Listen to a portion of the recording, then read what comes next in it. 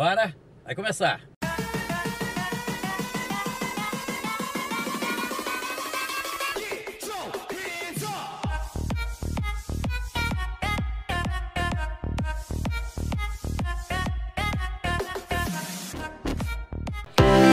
A partir de agora aqui na Rede Brasil de televisão também. Estamos chegando, hein? Obrigado pelo carinho, obrigado pela sua audiência. Tá ligado na Mania FM, bom dia pra você. Obrigado daqui da GDS Web Rádio Brasil também. Que honra, alegria grande ter você aqui.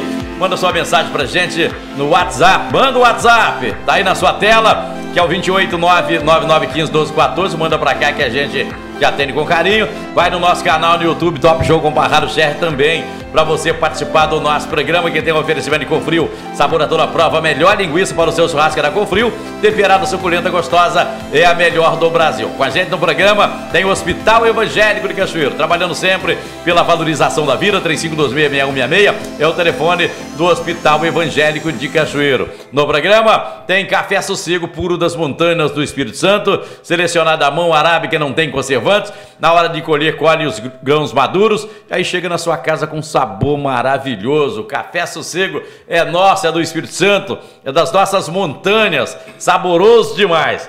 Henrique Boaventura está aqui, volta ao programa para a gente falar dessa religião que tem pouco espaço na mídia, né? Pouco espaço para falar, as emissoras de rádio, as emissoras de... não só aquelas que hoje estão na mão da Igreja Católica, na mão da Igreja Evangélica, mas até as emissoras também que não pertencem a esses grupos, abre muito pouco espaço para esse segmento falar desse segmento. O espaço é pequeno.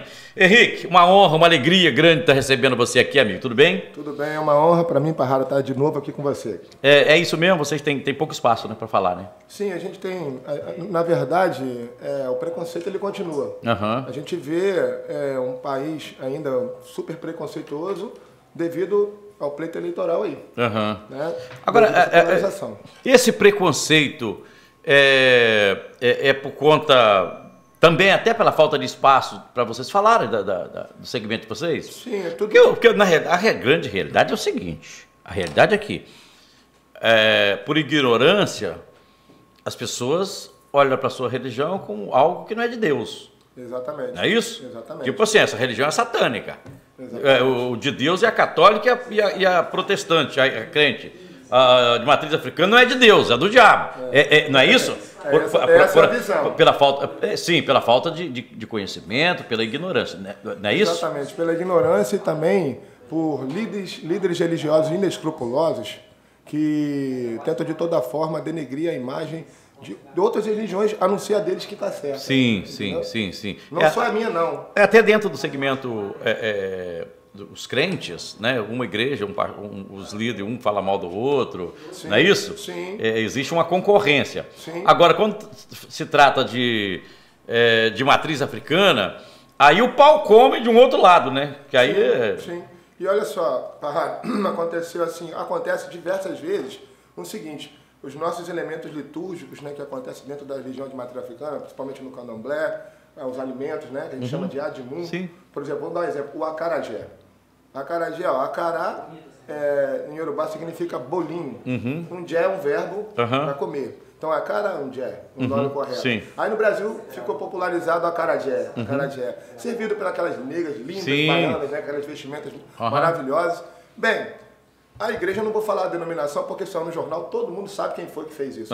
A igreja neopentecostal, ela foi lá, pegou o nosso acarajé, levou lá para a igreja, e lá na igreja se chama bolinho de Jesus, o mesmo acarajé, feito com feijão fradinho, com camarão seco, lá é bolinho de Jesus, e no candomblé, que é da onde surgiu esse alimento cultural, né? Que é um alimento usado pelo povo africano e que muitos dos pretos hoje brasileiros não lembram, não sabem nem que existe, nem conhecem o sabor. Isso aí é uma tristeza e é um perigo também se tornarem, infelizmente, indigentes culturais.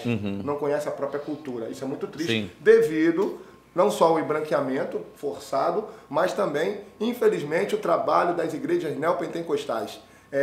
Para fazer o povo esquecer a sua cultura para facilitar a dominação. É a velha tese de Maquiavel, do príncipe italiano, né? A igreja, na realidade, todas as igrejas, parte do princípio que você deve estar ali frequentando, aceitando a Deus, para você, depois dessa passagem, né, você vai para o céu. Não é isso? Vai viver com Deus no céu. No caso dos evangélicos, dos católicos, no caso os espíritas mais kardecistas, fala da reencarnação e fala da evolução do espírito, que na realidade é a mesma coisa que a católica, na realidade é a mesma coisa que a católica e a protestante, né? Na realidade é a mesma coisa. Agora, a sua religião, o que vocês acreditam depois da morte? Eu espero que o público seja preparado para ouvir o que eu vou falar. Sim, não, por favor, fica à vontade. Como ex-evangélico, ex-missionário batista, meu pai doutor em teologia e pastor da igreja batista, eu vou falar porque eu vivi aquilo ali, então eu sei muito bem o que eu vou falar. Olha só, gente, infelizmente, a maioria das religiões, elas servem justamente para aprisionar o homem, para o homem se tornar escravo.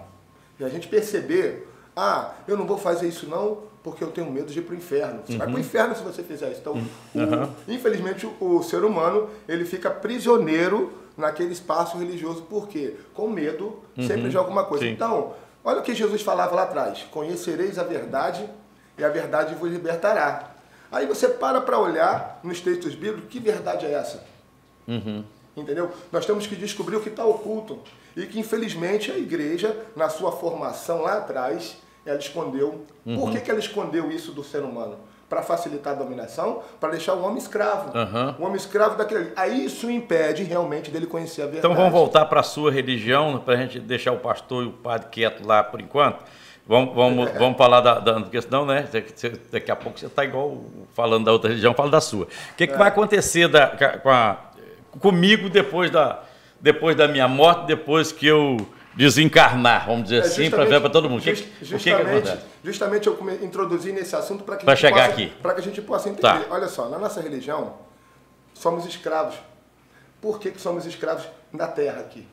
Né? Na verdade, nós não somos daqui. Nós viemos para cá lá no começo de tudo, antes da criação do homem. Entendeu? Lembra daquela história lá do Gênesis, dos anjos caídos? Né? Então a gente tem que despertar para isso. Nós somos esses anjos. Nós viemos aqui para descobrir e para sentir.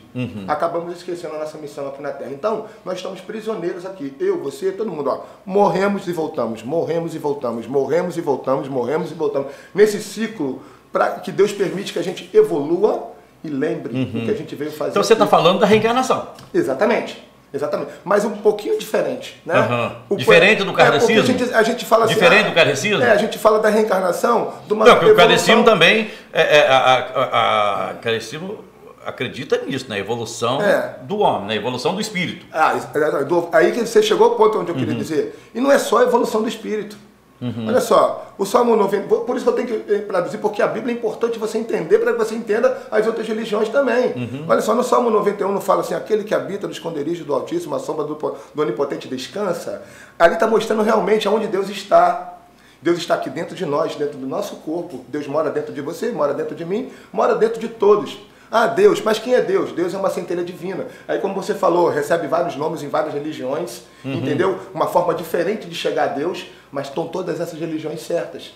Você entende? Não há uma religião errada. O Brasil ele é coercitivo. Quem é Deus na sua religião? Na minha religião, Deus é essa centelha divina, criadora de tudo. E também na Bíblia fala que também nós somos deuses. Nós somos deuses por quê? Olha só, eu falo da Bíblia para que as pessoas que não são da minha religião possam entender realmente como a gente pensa. Então, esse entendimento de que um dia nós vamos morrer, vamos viver do lado do Pai, na sua religião, isso não vai acontecer, vamos ficar aqui para sempre. Não vamos ficar aqui para sempre, nós estamos aqui para evoluir. Entendi. Mas não é só o espírito que tem que evoluir. Nós temos que cuidar do nosso corpo, que a gente chama de ará. Porque, você lembra como Jesus foi ao céu? Para você entender, não foi só ele, foram vários personagens, inclusive os mais, de um dia para o outro desapareceram. Nós temos que transcender. E ele, o Jesus Cristo, é a figura muito importante, inclusive dentro de Ifá, na nossa religião, né? E ele transcendeu. Ele venceu a morte, depois ele foi em corpo e alma, ele foi para o céu. Dessa forma que a gente vai conseguir alcançar a nossa casa de novo. A nossa dimensão, da onde realmente a gente veio. Essa questão de morrer e ir para o céu ou ir para o inferno, para nós não existe. No encontro, nos cultos, nas missas de vocês, eu estou tratando aqui pela minha ignorância, né? E aí eu estou tratando desse jeito para a gente compreender bem. O que é missa? É quando o povo católico se reúne lá com o padre e faz a missa. O pastor reúne os crentes lá e faz o culto. Aí que eu estou tratando, aí tem um culto de vocês lá, que é a hora que vocês recebem os fiéis tudo lá, e vocês falam, e o que vocês pregam nesse encontro? Na verdade, a gente louva. A gente louva quem? A gente louva a Deus, a Olodumare, e também os orixás. Na verdade, aquele culto ali no candomblé, a gente conta a saga, conta a história dos nossos heróis africanos. Nas batalhas que eles tiveram para salvar o seu povo, para manter o seu povo vivo, para poder manter a sua cultura viva. Então, a gente conta e relembra. Todo culto a gente relembra. Mas isso é mais um documento histórico do que religioso, não? É tudo uma coisa só. É por isso que quando a gente, o pessoal reclama quando a gente entra num projeto de cultura. Vai falar do candomblé, mas o candomblé é uma religião. Mas não se separa a religiosidade do povo africano da sua cultura. Está tudo ligado, está tudo junto. Sim. Entendeu? Certamente alguém de casa está vendo a gente agora e está dizendo, o Parraro hoje está entrevistando um macumbeiro lá. Como é que você recebe isso? Eu recebo isso como uma ofensa, porque sabemos nós que a Inquisição Espanhola... Eu fiz essa pergunta porque as pessoas falam, pô, fulano é macumbeiro, fulano é macumbeiro, fulano não presta, porque não é isso? Não tem isso, Henrique? E aí eu queria que você falasse disso, como é que isso bate no seu coração? Primeiro, eu gostaria de dizer que a forma diferente de chegar a Deus não importa. E também, isso não vai dizer e nem apontar o caráter do ser humano. Religião... Na verdade, a gente vai chegar a Deus pelas nossas práticas aqui. Não é de bondade, de amor, de cuidado com o próximo. Exatamente. Amando o próximo a ti mesmo. Não é isso. A gente chega a Deus desse jeito. Exatamente. Né? Você não vai chegar a Deus porque você está dentro de uma igreja. Você não vai chegar a Deus porque você vai na missa todo domingo. Você não vai chegar a Deus porque você está no culto todo domingo. Não, você precisa de algo muito maior que isso. Em Ifá, Orumilá nos diz isso, a filosofia de Ifá. E é muito parecida com a filosofia cristã em relação a isso, porque nós só vamos chegar a Deus amando. Entendeu? Só vamos chegar à nossa casa e evoluir amando o nosso irmão. E hoje a gente vê, né, Parraro, no Brasil principalmente, essa polarização que está acontecendo dentro da política, o ser humano olhando só para o próprio umbigo. Então está deixando de fazer a verdadeira política, que é amar o ser humano para fazer a vida do ser humano melhorar. Entendeu? E na nossa concepção religiosa, devemos amar, porque é só o amor que vai salvar e o diálogo também. Quando você tenta ser fundamentalista, querer impor determinada coisa e usar também da violência para isso, você vai gerar o ódio. E quando você gera o ódio, vai gerar no ódio em cima do outro ódio, daqui a pouco nós vamos estar igual o povo judeu e o povo árabe, dois irmãos que se odeiam entre si e hoje nem lembram o porquê desse ódio. Nesse segmento religião de matriz africana, porque nós temos lá a Igreja Batista, Igreja Assembleia de Deus, Igreja Católica. Aí tem essa divisão de matriz africana também desse jeito? Olha só, vieram vários povos de culturas diferentes para cá, no Brasil. Vários idiomas, várias culturas diferentes. Vários heróis, que a gente chama de heróis, são os orixás, os inquices e os voduns, para você ver que são três vertentes diferentes de culto aos ancestrais, de culto aos nossos anjos, nossos deuses, entendeu? Vamos falar deuses porque numa amplitude só, né? Mas nós somos politeístas, existe só um Deus, Olodumare, que governa todas as coisas, entendeu? Qual é o Deus que governa todas as coisas? Olodumare, para nós, é o nome que a gente dá a Deus. A Deus, porque na realidade quando você fala disso, você está falando do mesmo Deus das outras religiões, vocês só dão um nome... Exatamente. Olha, mas quando você fala de Olodumare. Olodumare, você fala de Olodumare, no seu entendimento, esse é o Todo-Poderoso. Sim, é o Todo-Poderoso. É o Criador de tudo. De tudo. É isso? Sim, ele se divide em vários nomes também. Porque, olha só, Olodumare, Senhor de todas as coisas e do destino. E Olorum, Senhor dos céus. Olof, Senhor das leis. Veja bem, é Deus, mas que a gente designa para cada função, mas é o mesmo Deus, é a mesma coisa. Só que no idioma Yorubá, a gente fala, Deus... God, olha só, para você entender em outros, Deus, God, Javé, Jeová, e etc. E por aí vai o nome de Deus, dessa centelha divina que é a nossa criadora. Sim. Então, eu acho que não tenho certeza, todos nós somos irmãos. Mas só a diferença é como se a gente faz arroz. tem a nossa mamãezinha, nossa mulher, chega lá, faz o arroz refogado e tal, sai arroz, né? Aí tem outra que bota a água primeiro, deixa ferver e depois bota o arroz. No final sai o quê? Arroz. É exatamente, é isso aí. Deixa eu puxar o intervalo comercial e volto falando com você, para a gente falar inclusive do evento que vai acontecer na Assembleia Legislativa. É depois do intervalo comercial, vai ser um encontro lá de religião de matriz africana na Assembleia Legislativa. Vamos falar disso depois do intervalo comercial. Segura aí que eu volto já já.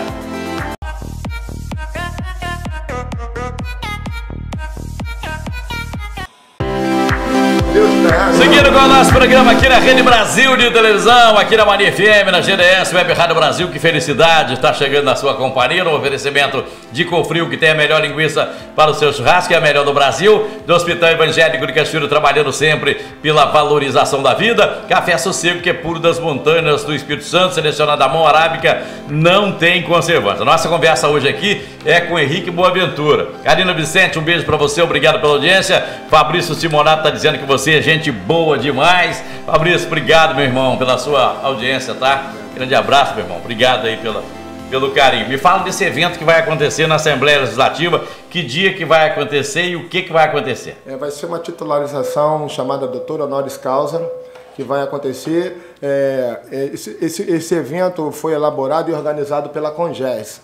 CONGES é a Confraria de Ogãs do Espírito Santo. Então essa organização resolveu fazer esse evento e nos dar esse título em reconhecimento e valorizar o trabalho dos ogãs dentro da matriz africana, dentro do candomblé, nessa resistência da nossa cultura. Então, e que dia que vai acontecer? Vai acontecer no dia 4 de novembro, na Assembleia Legislativa, a partir das 6 horas da tarde. 6 da tarde, aí vocês vão estar lá. Aí você não me falou, do Espírito Santo hoje, tem quantas religiões aí de matriz africana né, porque no Evangelho, né, tem aquela religião que fala, opa, se for na praia e tomar banho de biquíni, vai para o inferno. Entendeu? Então, e se usar uma saia curta, vai para o inferno. Tem outra religião que também é evangélica, não, pode usar uma mini saia com as pernas de fora que não vai para o inferno por causa disso, não tem problema não, né? Não tem isso? Olha, tem religião que fala assim, não pode, se você tomar uma cerveja, você está no inferno. Não, pode tomar um copinho de cerveja, não tem problema. E aí é o seguinte, aí nós estamos falando de doutrinas, né? Doutrinas. No seu segmento, religião de matriz africana, tem isso ou não? Olha só, é como eu estava falando, né? Deus nos deu livre-arbítrio. Às vezes o que é certo para você não é certo para mim. Sim. Às vezes o que é certo para mim não é certo para você. Então essa concepção de certo e errado, dentro da sociedade também acontece, não é só nas religiões não, elas impõem determinadas coisas que a gente tem que seguir. Se a gente desviar daquela conduta, nós estamos errados. Então, para nós temos livre-arbítrio para fazer o que a gente quer fazer, o que a gente acha que está certo fazer. Não, eu acho que a minha pergunta não está certa. Eu estou conseguindo me expressar. Vamos lá. Primeiro, quantas religiões do seu segmento tem? Sim, olha só, eu posso falar por Cachoeiro, né? Vamos falar por Cachoeiro. Porque na época eu era coordenador da promoção da igualdade racial aqui do município, na época que Castiglione foi prefeito da cidade, e foi nos pedido urgentemente que nós mapeássemos todos esses pontos de cultura religiosa de matriz africana no município de Cachoeiro.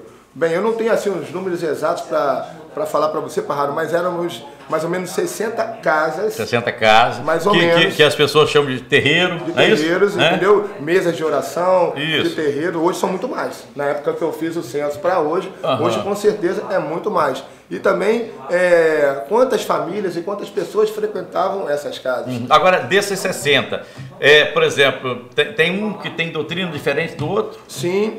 Olha, no candomblé, por exemplo, existe. Porque cada povo africano, ele tinha uma cultura diferente, um modo diferente de chegar a Deus, um idioma diferente, os deuses diferentes. Entendeu? No Brasil chegou e a gente tentou fazer um sincretismo desses deuses para poder a gente facilitar o culto, entendeu? Porque o culto do candomblé, o candomblé ele é único, ele é brasileiro, ele é único. Não existe candomblé em outro lugar do mundo.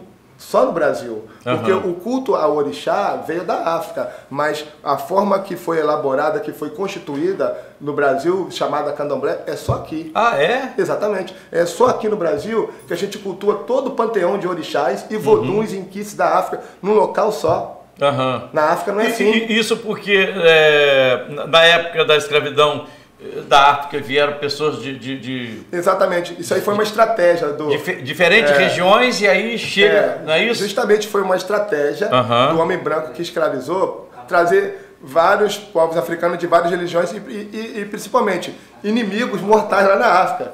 Sim, porque lá é guerra. Para eles não se organizarem e não fazer uma revolução aqui no Brasil pela libertação. Entendeu? Então foi uma estratégia que o homem branco ele fez para manter o povo escravo aqui, manter o povo desorganizado.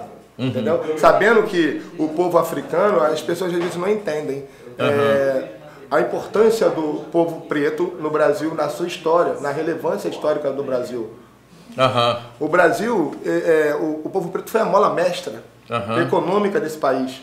Nós que trouxemos a cultura, a técnica de criação de gado extensivo, da mineralogia, da agricultura, de doutrinar a agricultura no modo extensivo, por exemplo, o café, a cana-de-açúcar. Então nós fomos e somos ainda a mola mestra econômica desse país. A sua religião, a exemplo dos evangélicos, dos católicos, também se envolve? Porque nós estou vendo aqui no Jornal Globo de hoje dizendo o seguinte, que nunca tivemos tantos pastores eleitos nas assembleias e também na Câmara dos Deputados Federais.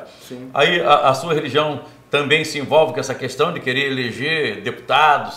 Acho que uma pequena diferença. Uma pequena diferença. Nós entendemos que os líderes da nossa religião, os pais de santo, as mães de santo, eles não devem entrar no pleito eleitoral. Eles devem cuidar da parte religiosa, da parte dos seus filhos, dos seus discípulos dentro da casa de religião. Sim, temos representantes sim da nossa religião para entrar no pleito eleitoral, não para defender a religião do candomblé, mas para defender um todo, a cultura, a inserção do povo preto no mercado de trabalho, do jovem no mercado de trabalho. É importante sim, e hoje temos essa noção, porque está acontecendo esse fato aí, mas isso não é de hoje, que os evangélicos, eles se organizaram desde 1980 para a tomada de poder, se prepararam para isso, então é inevitável que isso aconteça. Só que, particularmente... E a gente pergunta, isso é bom ou é ruim? Particularmente... Eu assim, quem sou eu para criticar? Mas se você analisar a história... Quando você começa a utilizar a religião para meio político, é muito triste. Seja católico, que a minha igreja seja, e a minha igreja utiliza muito, né? Tem muitos padres que ao invés de cuidar das suas ovelhas, quer cuidar de política, e vejo na religião também protestante isso acontecendo com muita força, tanto que o resultado é esse aqui. A pergunta, o questionamento que eu faço, isso está bom, isso não está? Não é? Eu acho isso perigoso, porque já... fatos históricos que mostram na história mundial o que aconteceu quando o clero e a política e o judiciário estavam embutidos numa mão só, no poder só que era do clero. As atrocidades em nome de Jesus, e muitas mortes em detrimento, e usando o nome de Jesus para isso, e mais triste ainda. Mais triste ainda. E como Jesus, né? Eu sou um ex-evangélico, então eu sei muito bem como Jesus foi um cara que pregava o amor ao próximo, né, o diálogo com as diferenças e o respeito às diferenças. Você está aqui com a sua indumentária. Indumentária, é isso que eu falo? Sim, isso aqui, aí esse chapéu. É chapéu? É o equeté, ou filá. Filá. E aí, o que representa? Então, porque tudo para nossa religião está aqui na cabeça, né? E outras religiões também são da mesma forma que já reparou que os judeus usam protetor na cabeça, os árabes também. Isso é uma questão cultural, religiosa, de proteger a nossa cabeça, a proteger, no caso, o sustento do corpo. Esse é o significado? Exatamente, de cobrir a cabeça, proteção. Eu vejo aqui, eu posso pegar aqui? Pode. Posso? Aqui. Eu vejo que você está aqui com os cordões, né? Sim. Esse pretinho aqui. Sim. Esse pretinho aqui, o que significa? Porque eu sou iniciado no culto... No candomblé no Brasil, ele não cultua essa deidade, porque esse não é um orixá, é uma deidade. Tá? Chama Orum, ou Oró. Né? Isso aqui significa alguma proteção para você? Sim. Ou você está passando uma mensagem, olha, eu fui iniciado e tal? Não. Isso aqui realmente é uma proteção para mim. E simboliza o que eu cultuo, meus ancestrais. Aí você tem um outro que eu acho que é feito até com o meu material. Sim. Mas é um colorido, que é esse coloridinho o verde e amarelo, ele simboliza Ifá, Urumilá, as cores de Ifá. né? O renascimento de Ifá aqui nas Américas, no caso foi em Cuba. Então as nossas cores do renascimento é o amarelo e o verde. E aí você tem um terceiro aqui que é esse, que Sim. é um cordão branco, usando as mesmas pedrinhas, porém tem uma separação aqui com... É madeira? Um ossinho? Não, isso aí é um marfim. Marfim. Isso. E aqui tem umas conchinhas também. Sim. E aí, qual é o significado?